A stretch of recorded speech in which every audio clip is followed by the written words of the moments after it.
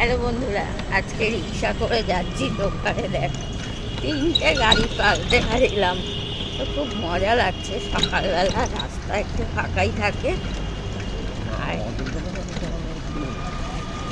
হ্যাঁ, এটা খুলবে না, সবারই বিজনেস, সবাই সকালবেলা খুলবে। তো ওকে, চলো।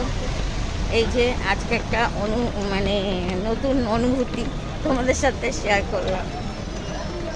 টাটা। এরা